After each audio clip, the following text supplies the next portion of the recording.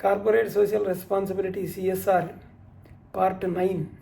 Now we are discussing on CSR implementation through implementing agencies, CSR-1 registration and impact assessment.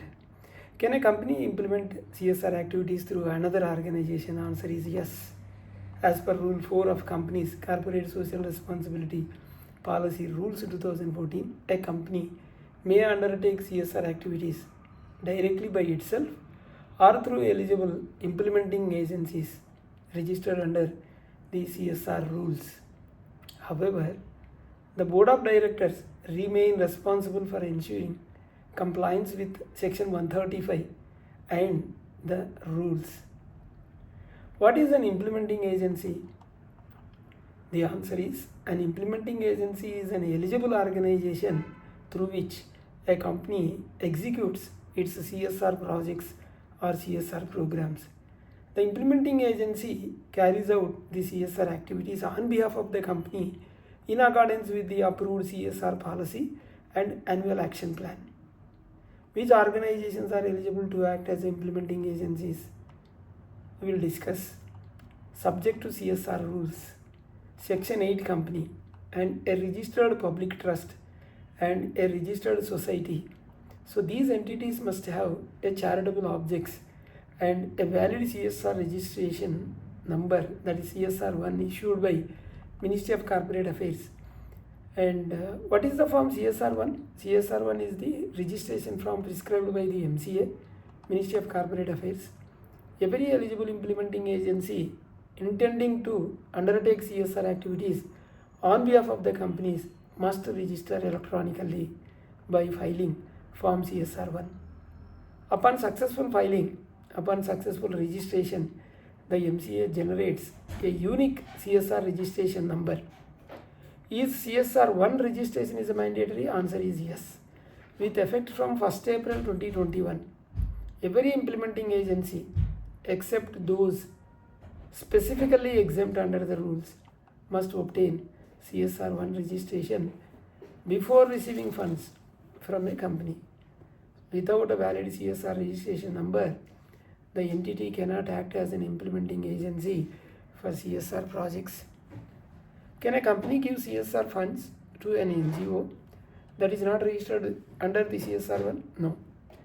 An NGO, trust or society without a valid CSR registration, that is CSR-1 registration, cannot receive CSR funds as an implementing agency. Company should verify the CSR registration number before releasing CSR funds. Can a company implement CSR activities through its own foundation? Yes.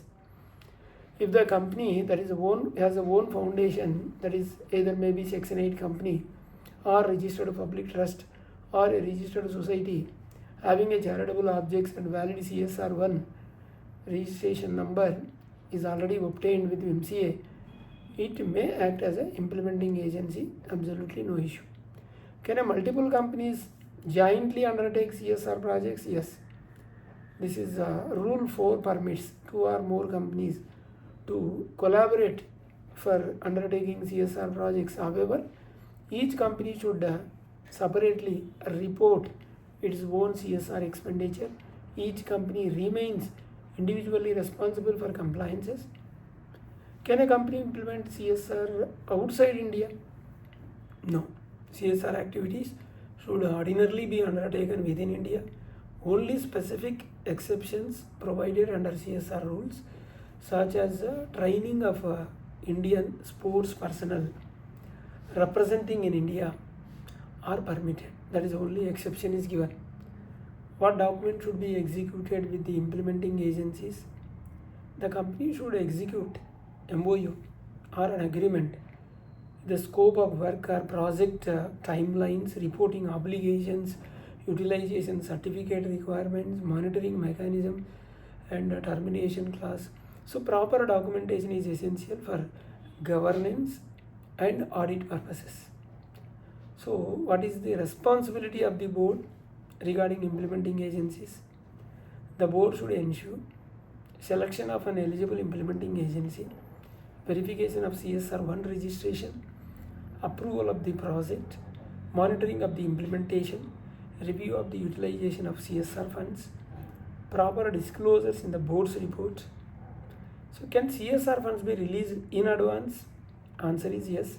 Company may release CSR funds in phases or in advance, subject to agreement, project milestones, monitoring, utilization certificates.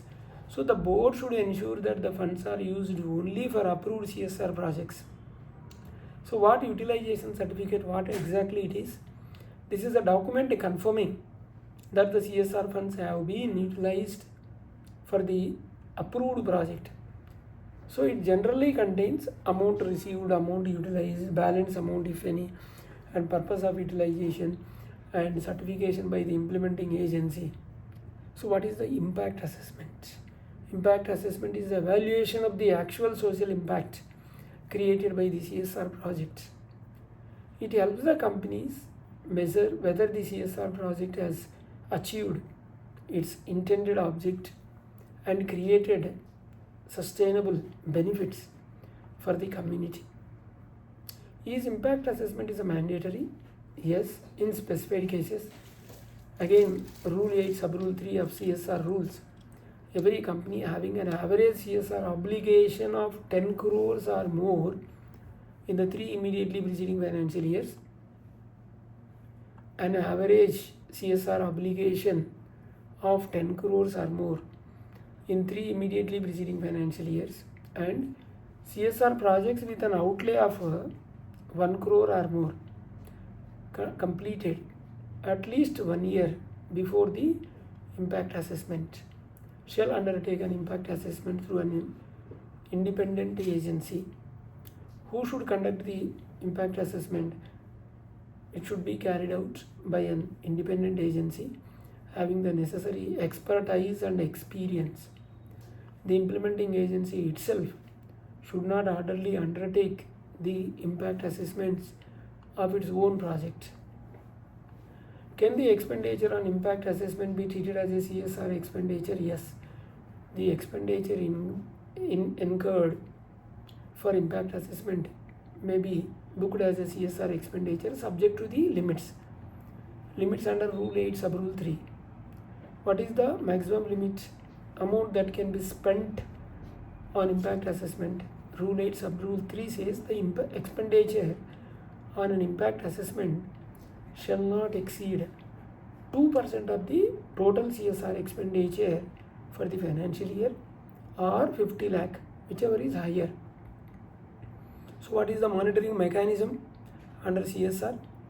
Every company should establish monitoring mechanism to ensure a proper implementation, timely completion, proper utilization of CSR funds, achievement of project objectives, and compliance with the CSR policy and annual action plan.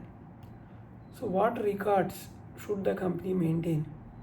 CSR policy, annual action plan, board resolutions, CSR committee minutes, CSR-1 registration details, agreements with implementing agencies, utilization certificates, progress reports, site visit reports, impact assessment reports, and compliance reports, and photographs and supporting documents wherever appropriate. Can the board inspect CSR projects? Yes. The board, CSR committee, or authorized officers may inspect CSR projects to ensure proper implementation, timely completion, achievement of objectives, proper utilization of funds. So what are the common mistakes made by the companies?